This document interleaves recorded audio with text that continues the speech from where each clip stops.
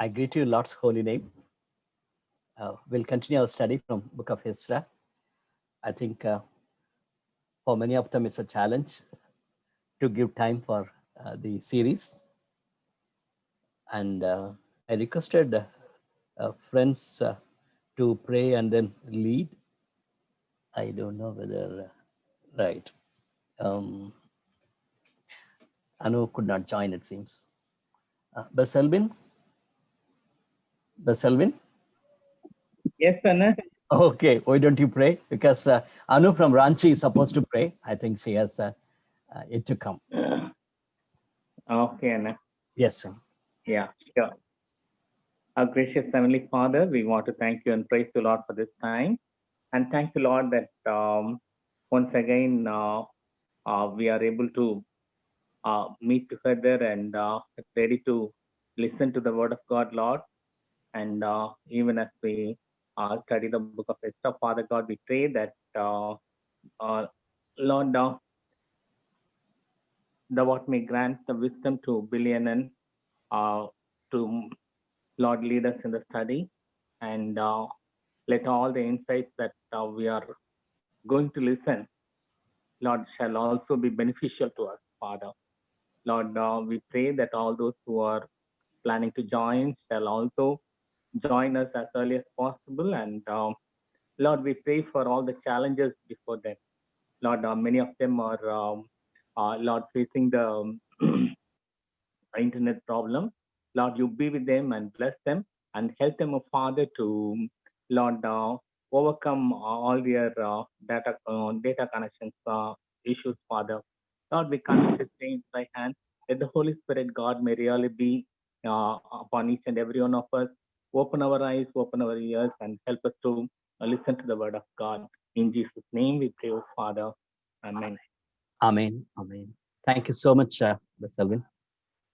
Thank you for joining. I welcome. I welcome each one of you for the study. Yesterday we started the book of Ezra by looking at the broad outline, and also we looked at the content of the book.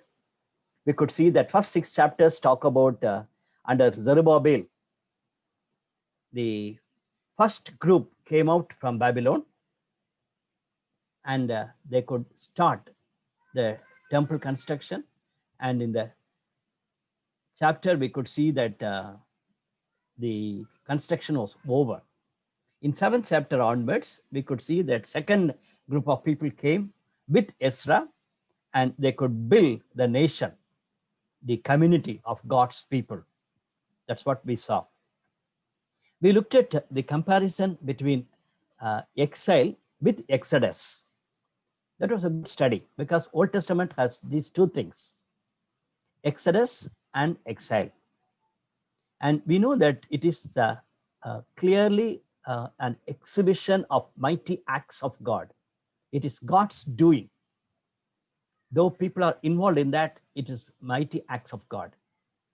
Even when we look as a New Testament person, as a believer looking at the Old Testament and New Testament, we know that both Exodus and exile have a message for us to know down in the New Testament. As the people of God in Old Testament, in the church is in the New Testament. And the temple was so important in the Old Testament. Here, the presence of God is very important. Like that, we can compare. Exodus story, it's the deliverance from sin. That's what we know. Exodus is becoming a believer. What about exile? Exile, the believer becoming a sinner, and God has to punish him or punish her. And we were taken into exile to Babylon. And now God is delivering us. You remember when we studied the book of Revelation, we were looking at the word Babylon. 2 or 3 times we were asking that question, why Babylon was mentioned there. It's basically Rome. And even in Peter's letter, 1 Peter chapter 5, he quotes Rome as Babylon. And one of the points we have noted down, In the Old Testament, Babylon talks about the bad people who are taken God's people in, and God delivers them from Babylon. So that shows, when you look at from the perspective of Revelation, exile is a reality in a believer's life. So allow God to work in your heart. It is not your good deeds. It's not your own efforts. It's not our own prayer and fasting.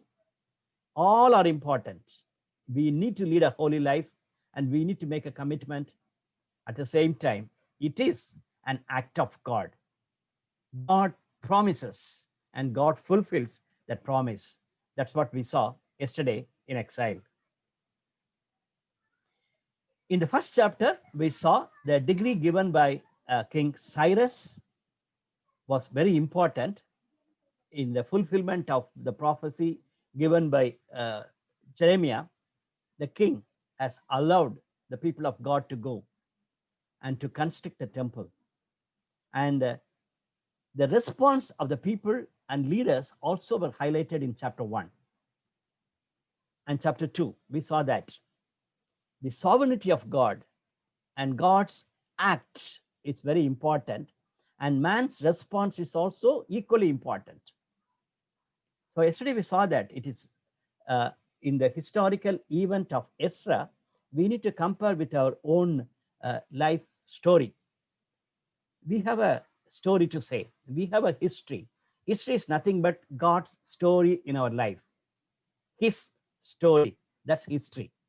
So God's story in our life. It could be our personal life, it could be our family life, it could be our own ministry, and definitely it could be our church. And it's a kingdom of God. It's a kingdom of God.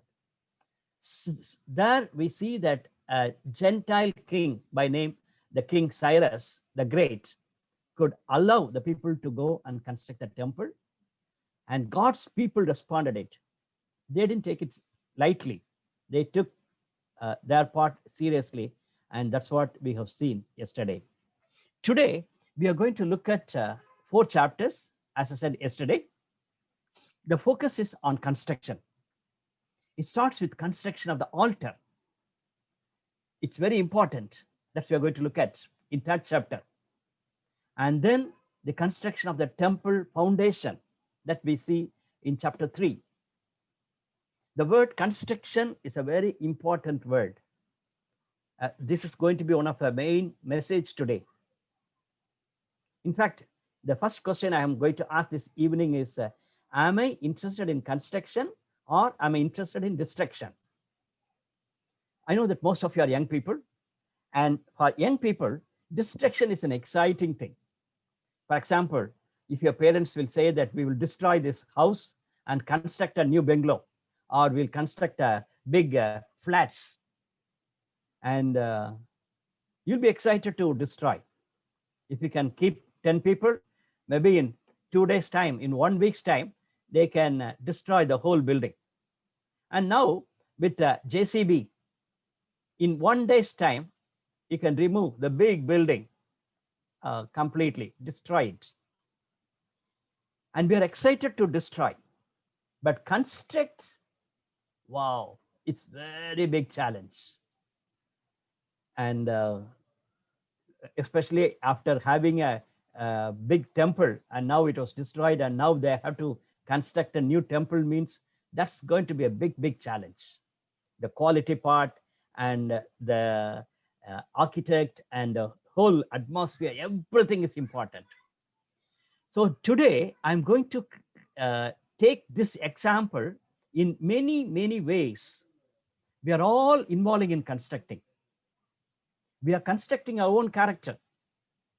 As you are growing, when you are a small child, you are not bothered about your own character. Then when the time has come, people started telling you, you have to build yourself. Study well, 10th standard. Then we choose our subject. And 12th standard, we have a very big pressure. Even one of our participants is a +2 student. Yesterday, I encouraged him to study well, because that's very crucial. Then he has to construct himself to be a good professional man. NEET or any exam for that matter, according to his own interest, her interest, he has to construct his future. Fine. Then we construct our family. Then we construct our name. And so everybody is involving in one way or other in construction. In ministry part of it, we involve. Except in Northeast culture, in many places we see that people are involving in proposing boys and girls to one another, and then they build Christian homes. That's very common. And your mentor construct a Christian home. That's a very important, very crucial ministry, constructing a family. Destructing a family, very easy. In 1 week time, you can easily destroy a couple. You can destroy a family. Just roam around and tell bad things about a husband or wife and about the children, and it will go on to many people, and they have suspicion, and the family will break off. So devil is interested in destroying, and we as God's children should be interested in construction. Today, please keep that in mind as you're going to look at the concept of construction in our study. Second thought I want to leave with you is opposition. Whenever you do something positive, you can expect opposition. Opposition from different quarters you can expect. Ordinary thing. When you want to go for your PG, you will get opposition from your home. Why do you want to go? When you want to go for a professional course or anything for that matter, and anything for that matter, whatever you do constructively, you can get opposition. In the ministry, I'm sure that some of you will get opposition for attending this Bible study. Why you are wasting 1 hour time? So many things we get opposition naturally when you want to do something constructively. Then third one, completion and dedication. It is a beautiful thing, very important that finish well. It's very, very important. We start something and 16 years have gone. Praise God, they could construct the temple, and they can have a dedication. Even as you continue your study, I want you to think, maybe some of you have started something, a project, a program, or you wanted to do something for God and for his kingdom. 10 years have gone, 5 years have gone. Now you are completely forgotten. If it is so, this evening, God wants to remind you, to this people, it took 16 long years to forget everything about what they have done. And later, God's mercy was with them, and they could construct and dedicate the temple. Keep that in mind. We'll continue our study. This evening, we are going to hear a passage from Ezra 6th chapter in the context of construction, and opposition has come, and the people have approached the king to find out whether it is right. And it's because of the king's order, the construction was over. From 13 to 18, we see the construction was over, dedication is over. But these 12 verses are very, very important verse. How God involves outsources, like the king has involved, and he got a message, and he could clearly communicate the message for, again, to work on construction. Let's hear this passage. I'm so happy to introduce Catherine from Guntur, AP. She'll be reading the passage for us. Catherine?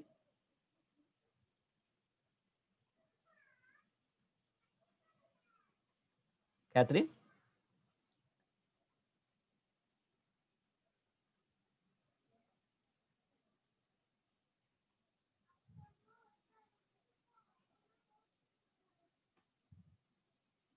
I don't know.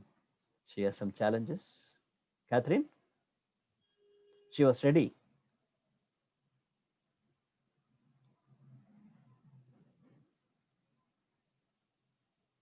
I think she has some challenge. Soumya, are you ready? Uncle, good evening, Uncle. Yes, Uncle. Okay.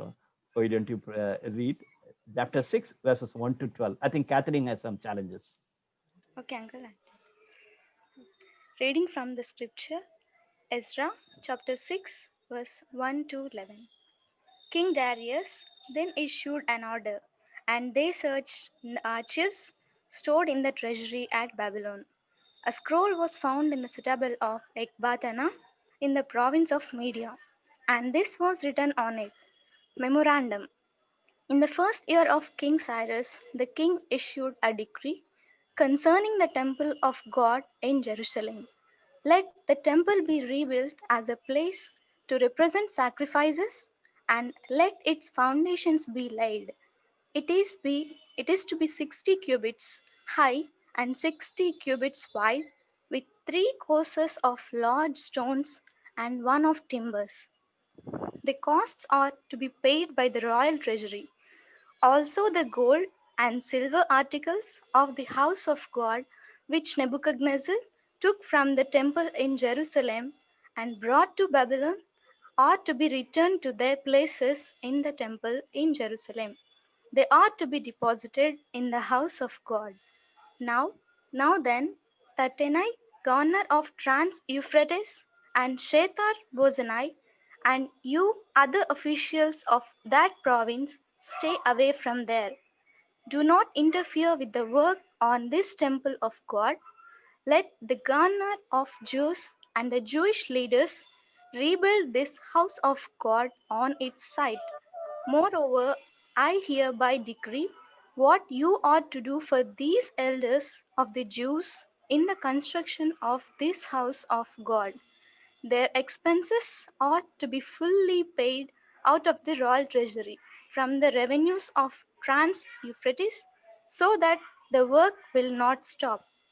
Whatever is needed, young bulls, rams, male lambs, for burnt offerings to the God of heaven, and wheat, salt, wine, and olive oil, as requested by the priests in Jerusalem, must be given them daily without fail, so that they may offer sacrifices pleasing to the God of heaven and pray for the well being of the king and his sons.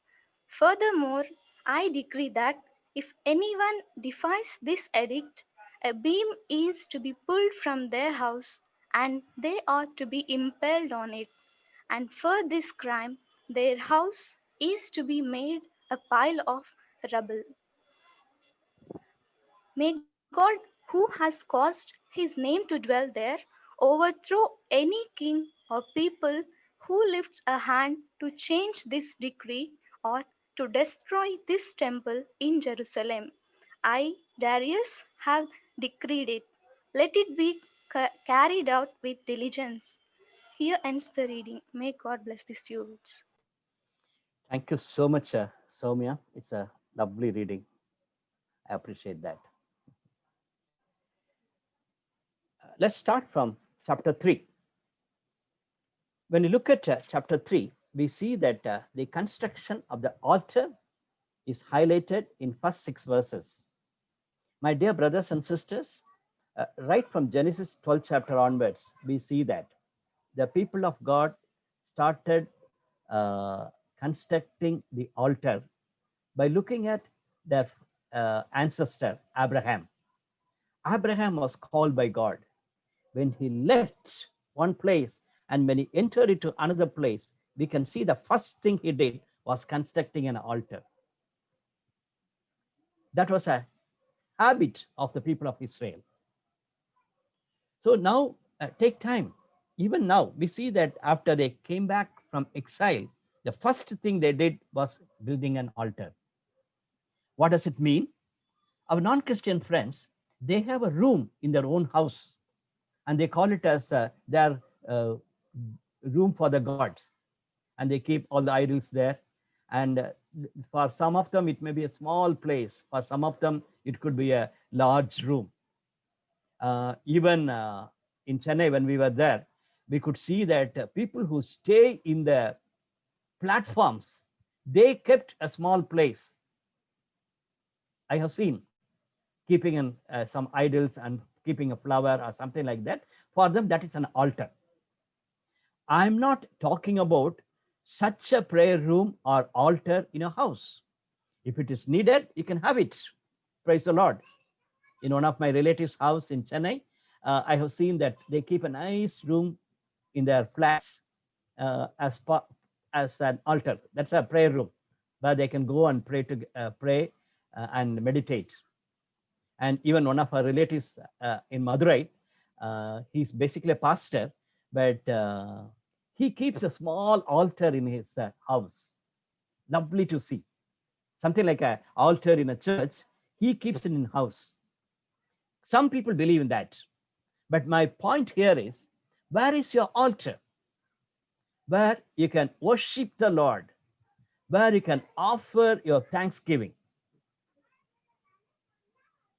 So wherever you move, after going to a hostel, after getting a job, when you go to a house, when you construct a house, think of a place where you can consider yourself it's an altar, where you're meeting the Lord, where you can raise praises unto God. It's very important. I know that you say that your heart is God's temple. Praise God. And in your house, everywhere God's presence is there. Praise the Lord.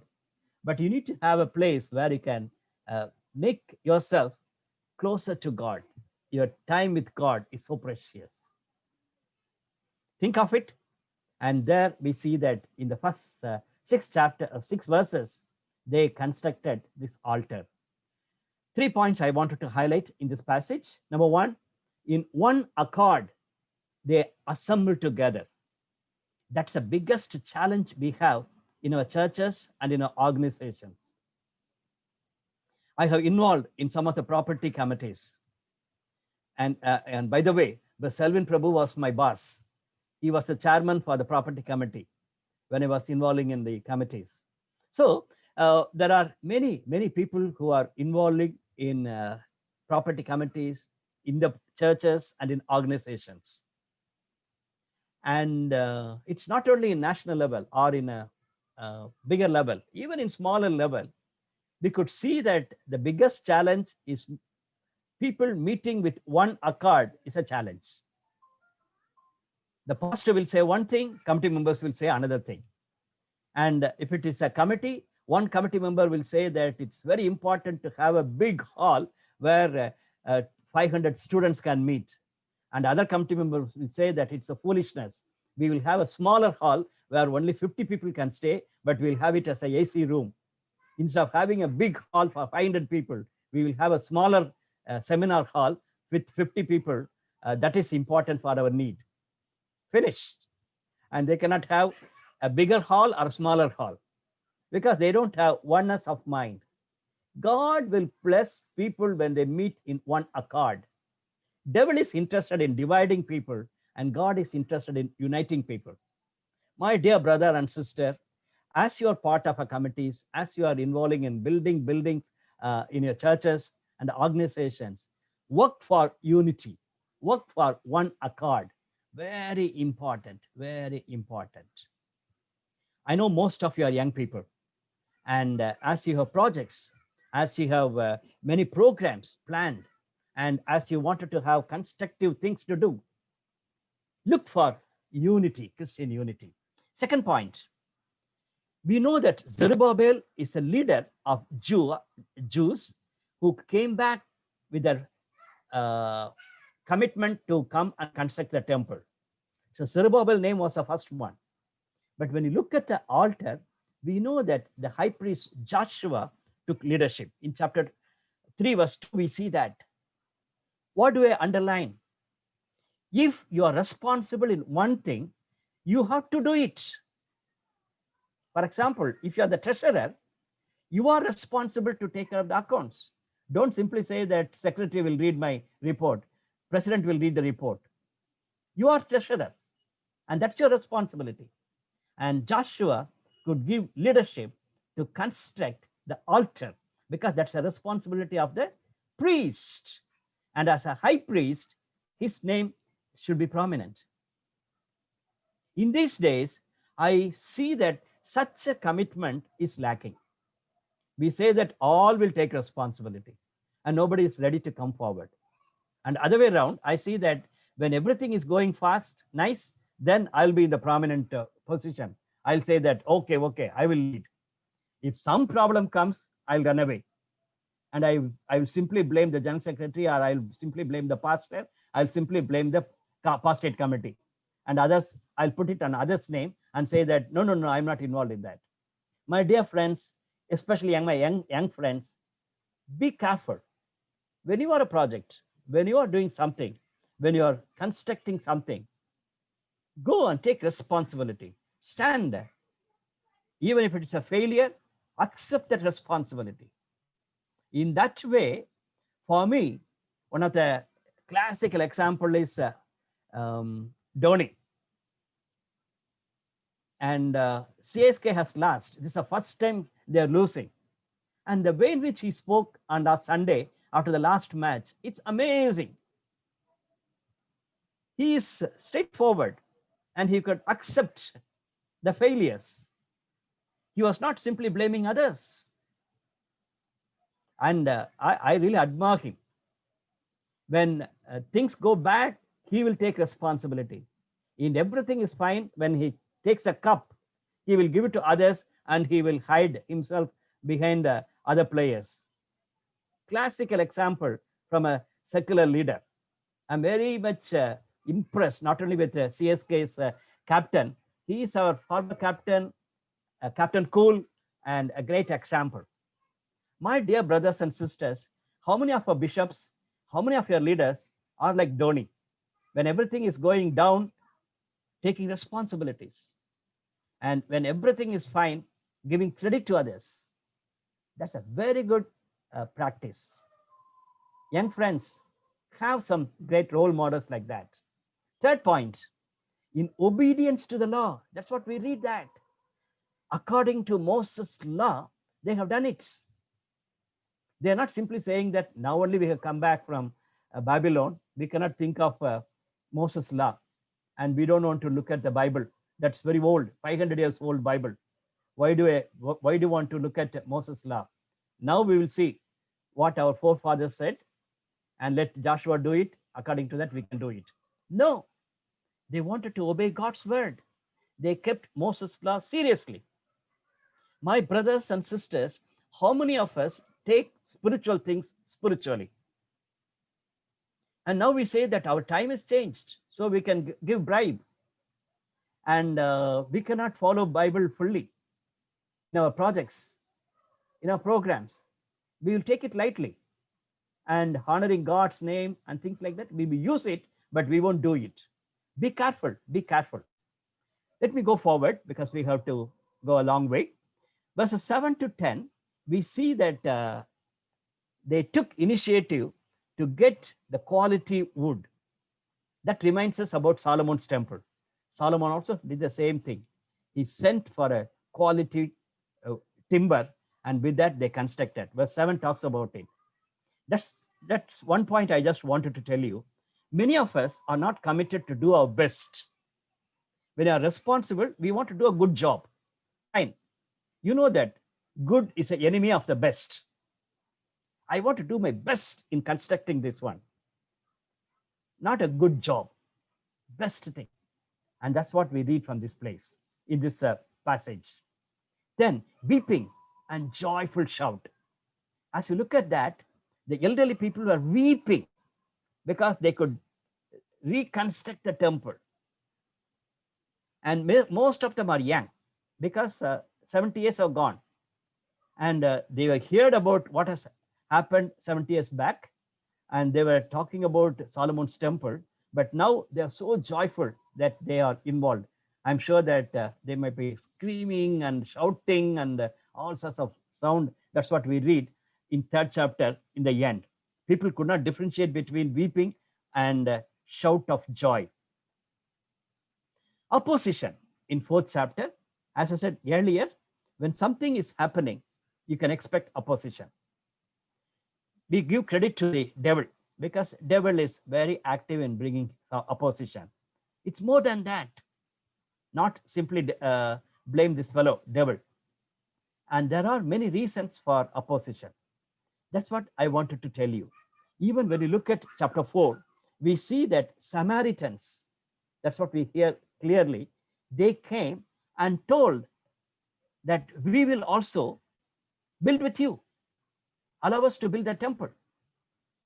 They said nothing doing. We are responsible to build our church, our temple, and you are not going to have any part in that. Verse 3, you have no part with us in building the temple to our God. We alone will build it for the Lord, the God of Israel, as King Cyrus, the king of Persia, commanded us. There comes the problem. An immediate response from us is, why can't allow Samaritans also, when they come and say that we will construct, we will also join with you in constructing? Why want? No, no, friends. I'll look at the reasons little later. Then these people started reacting. They wrote a big letter to the king. Natural. In these days, some of them, they write, but without name, they will write. That we see in many, many places. Nowadays, they are caught. Even if you send an email or WhatsApp, they can easily find out from where it has come. But those days, when I was young, we normally talk about it. If we are not happy with the pastor, I can write a letter to the bishop without mentioning my name and place. I can go to another post office and post it. Then bishop will not know from where it has come. It's not like that. These people have mentioned very clearly the names, and they are misrepresenting to the king. They simply say, these people are really problematic. That's what they say. These problematic people have come and they started constructing. Verse 13, I'll read for you. Furthermore, the king should know that if the city is built and its walls are restored, no more taxes, tribute, or duty will be paid, and eventually the royal revenues will suffer. What a great concern they have for the king. Very, very sad. If I'm the king, when I read this sentence, wow, these people are so much concerned about me. The revenue will not come to me, and that they will not pay the taxes, and I need to do something about it. My brothers and sisters, I tell you, when you look at the opposition of spiritual activities, these are three issues I can clearly note down. Number one, psychological issues. I started with construction means it's not only building, it could be a program, it could be a project, it could be building a family, it could be building our own self. Egocentric. I am your mentor. How come you can do it? Possible. I know that this week we are celebrating Mentoring Week in USI, praise God. But if your pastor, if your mentor is an egocentric person, he will not allow you to take a decision. She will be a stumbling block. I have to decide for you. That's a wrong mentoring. And in your college, in your workplace, there are many egocentric non-Christians around you. They want your name. They want the name. Your guide will say, I will tell you, you have to do like that. And when you say, sir, I don't want to accept it, he will say, no, nothing doing.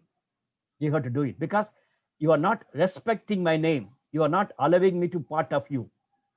So my brothers and sisters, that's a human tendency that self is projected. Ego is coming out. So first of all, I see the Samaritans were attacked in an egoistic way. When we are ready to come and help you, you are not allowing us. The ego was disturbed. Now, take it yourself. How many examples you can quote? Because you have disturbed the ego of other person and you are facing all sorts of problems. Second one, the social issue. They are Samaritans. And clearly, the Jews were very much upset with that. They said, you are not going to be with us. It's not because we are Jews and you are Samaritan. It is because your faith in God is shaken. I'm going to read the last two verses of this passage, that is 6th chapter, verse 21 and 22 later. I wish that I will have time to spend more time on that one. There we see that they have taken the non-Jews to worship the Lord. They were part of the dedication. They are part of taking the Passover meal. Very clearly mentioned, chapter 6, verse 21. So they are very clear that the non-Jews also can join, but one condition is they have to love the Lord and they have to obey the Lord. If they are believers, they can be part of it. That's what Paul says very clearly in 2 Corinthians chapter 6. Do not be yoked together with unbelievers. It's not because they are Samaritans, it's they are unbelievers in the Lord. For what do righteousness and wickedness have in common? Or what fellowship can light have with darkness? What harmony is there between Christ and Belial? Or what does a believer have in common with an unbeliever? It's from God's word. In New Testament, we read that. So when you're talking about joining for God's purposes, you cannot afford to do it. For example, an atheist, he will say that I will come and give you 10 lakhs rupees for your project. Will you accept it? No, not because it's a big amount. No. He is not a believer in constructing a temple for God, having a program for God. My dear brothers and sisters, as you partnership with unbeliever, not only in marriage relationship, in many of the relationships, be careful, be careful. Thirdly, the economical issue that will come everywhere and anytime. That's what we read. These people, when they are not accepted, they started saying to the king, King, be careful, because these people are constructing the temple. You won't get tax. You will not get benefits. Same thing. Such people will come to your parents and say, be careful with this boy. Be careful with your daughter. In case if she will go to missions, your future is gone. They will not take care of you. Money, money. You wanted to build something for God, and your parents, your pastor, your mentor, they will quote money. I know many, many examples. I know of a young engineering graduate. She wanted to go to North India as a missionary, and from a non-Christian background. Pastor called her and said, nothing doing. God has blessed you to be an engineer. You be here and support your parents. Then she said, when God says, what shall I do? He said, no, money matters. Your parents need your money. Don't go missionary. God will send somebody. But for his own daughter, he wanted to have a full-time worker, because after his death, that his son-in-law can take care of the church. And this young lady was telling me, Uncle, I wanted to cry. For his own daughter, he wants to have a different system. But for me, he says, money is a matter. But later, whole family has to leave the church because that pastor became very much money-minded, started collecting money from others. Basically, when you have a money thinking, your family life has gone, your ministry is gone. So my brothers and sisters, oppositions will come like that. And these people got a reply from the king saying that you stop it. And we saw that in 4th chapter, that this construction of the temple was stopped. In the last verse in 4th chapter, we read that they went immediately to the Jews in Jerusalem and compelled them to force to stop. Thus the work on the house of God in Jerusalem came to a standstill. Then it took 16 years. That's what I said. Maybe for some of you, some of your projects were stopped 5 years back or 10 years back. And even some from senior graduates, it could be 20 years back. You planned something and devil has put it and stopped. And it came to stand still. And here comes chapter 5. Rebuilding begins anew. One commentator say that cool-hearted friends got warmthness from God's word. Now Haggai the prophet and Zechariah the prophet, they said to the Jews in Judah and Jerusalem in the name of the God of Israel, who was over them. Then Zerubbabel and Joshua set to work to rebuild the house to God in Jerusalem. That we studied in Haggai chapter 1, verse 12. The same names. Zerubbabel was there, Joshua was there, and the whole remnant of God's people obeyed the voice of the Lord, their God, and the message the prophet Haggai, because the Lord, their God, had sent him. Second verb, and the people feared the Lord. That's what exactly Ezra 5:1 is saying. Haggai brought God's word, and now people feared God, and there was a power in God's word. Then they were warmed, even in this evening, as we hear God's word. Let God's word warm our spirit to go back and construct positively. Interestingly, the next passage says the hard-hearted enemies become cooled. Very interesting, because God's word says they came and they were very mild in talking to them. Who gave you the permission? And who are the people who are they are the leaders of you? Verse 5. But the eye of their God was watching over the elders of the Jews, and they were not stopped until a report go to Darius and his written reply had received. So God's spirit mobilized or motivated God's people to do things. At the same time, the eye of the Lord has kept on the people who are against them. My dear brother and sister, God is at work. Allow God to work.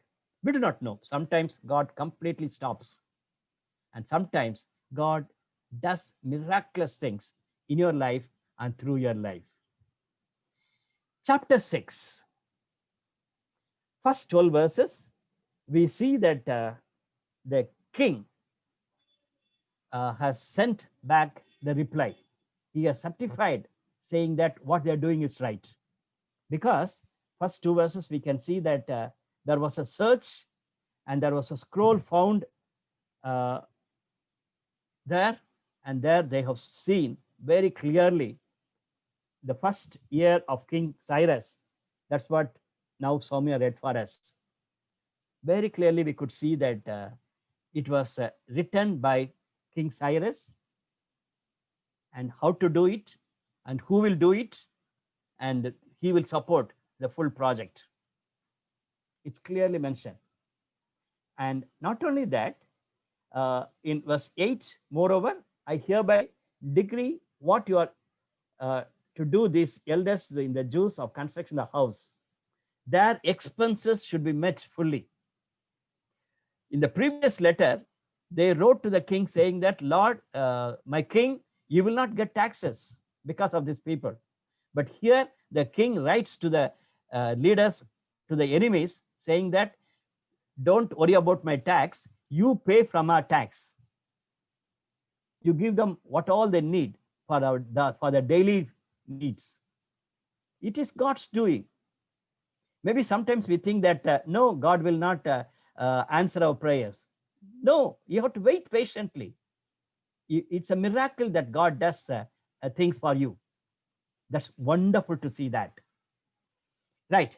After that, we see that they accepted the king's verdict. And verse 13, these people came, and as the prophet Haggai said, they could construct the temple. And according to the law of Moses, they constructed the temple and they finished it. And the dedication was done as per the guidance of the scriptures. There we see, and they installed the priests in the divisions and the Levites and for the services of God at Jerusalem, according to what is written in book of Moses.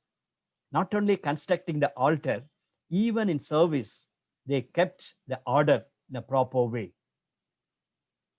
Then we see in verse 19, on the 14th day of the first month, the exiles celebrated the Passover. That's what we read in Leviticus chapter 23, verse 5. In few weeks' time, we are going to study the book of Leviticus. Some of you may think, what we are going to study in Leviticus? Because it's filled with 600 laws Moses has given. We need to know God's word is important. My dear brother and sister, here in Leviticus chapter 23, verse 5, we read, the Lord's Passover begins at twilight on the 14th day of the first month. Exactly after these people have reconstructed the temple in 516, and in Jewish calendar on the first month, on 14th, in the right time, they celebrated Passover. Praise God, praise God. And not only that, we see that they were ceremonially clean. They purified themselves. This is God's doing. They need to be holy. And they had systems. And for us, we cannot go near to the God who is holy. We need to purify ourselves. Maybe they had some systems in purifying themselves. But for us, committing ourselves as a living sacrifice, Romans chapter 12, verse 1 and 2, so that we can be pleasing to the Lord and we can go near to God. In all our worships, it may be at fellowship worship time or in a church worship, we do a confession and cleansing ourselves so that we can go near to the holy God, the presence of the holy God. They did it. And now look at verse 21. So the Israelites who had returned from the exile ate it together with all who had separated themselves from unclean practices of the Gentile neighbors in order to seek the Lord, the God of Israel. Look at that. They were Gentiles. They are non-Jews. They had the privilege of eating this Passover meal because they did two things. They wanted to seek the Lord, and also they separated themselves from unclean practices. So my brothers and sisters, it is not that Samaritans cannot join with Jews in constructing the temple, but holy people can involve in holy things. So as a believer, you got to be careful. When you think of God things related to God, think of holiness.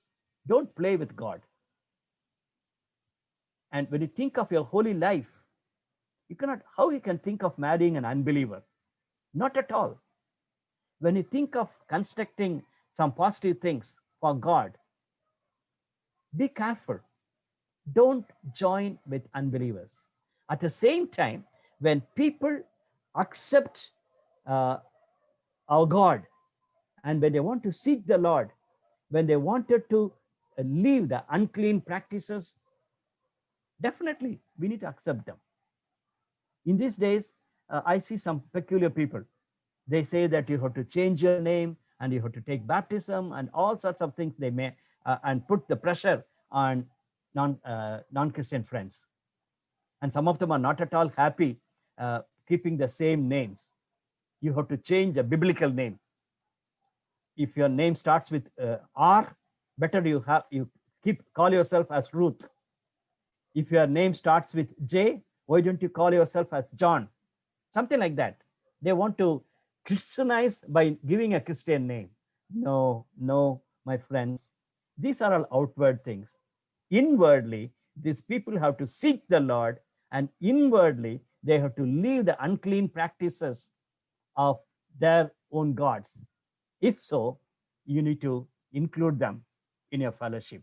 You have to include them in your festivals. That's what this passage says. So for 7 days, they celebrated with joy the festival of unleavened bread, because the Lord has filled them with joy by changing the attitude of the king, so that he assisted them in the work of house of God, the God of Israel. So as we read this passage, two important things are noted. construction and opposition.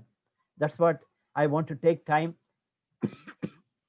to discuss with you. Am I interested in construction or in destruction? There are many, many examples. One of the bad examples, 70 years back, little more than 60 years back, in China, when communists overtook, the commander asked many young people. The history says 1 lakh people, more than 1 lakh people joined together. They had two projects. First project, he said, you go and attack all the rich people, collect money, and you do it. And the young people went around and they destroyed rich people's properties and collected everything and brought it to the commander. Second project, you have to go to the poorest of the poor and go and distribute this money and live with them and develop communities among the poor people. The history says for them, destruction is easy, construction is very difficult. It's not only in China, everywhere it is true. Now you think of yourself as God wants you to be a person of his heart, to construct ministries and construct people, character, construct families. Are you ready? And am I ready to construct people, construct ministries, construct fellowships, construct prayer cells? Second one, how do I react when I face oppositions in life and ministry? It will start from my home. It will start in my church. My own pastor, my mentor, my staff worker, my senior advisor, anybody for that matter, may, I'm not saying that definitely they will, but may oppose your idea. And then from outside, your friends, your non-Christian friends, when they oppose, how you are going to react it?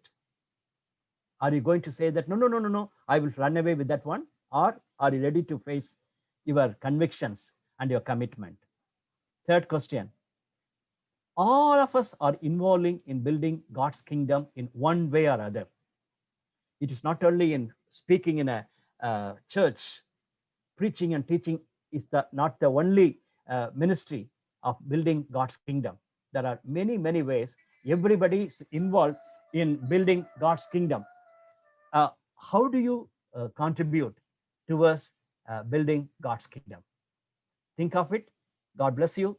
Let's continue our study from tomorrow in a different perspective on Ezra's life. Let's pray together. Father, we thank you for these 4 chapters. We looked at an important aspect of construction. Our heart is bubbling when we are involving in destruction, but give us a right spirit so that we will be committing ourselves, do our best in constructing characters, constructing families, constructing communities, constructing churches. To that end, we commit ourselves to you. Even as we face opposition, Lord, we may be strong as a people of convictions, standing against the oppositions we receive from others. Help me and help us to take this message seriously. Continue to minister to us, O God. In Jesus' precious name we pray. Amen.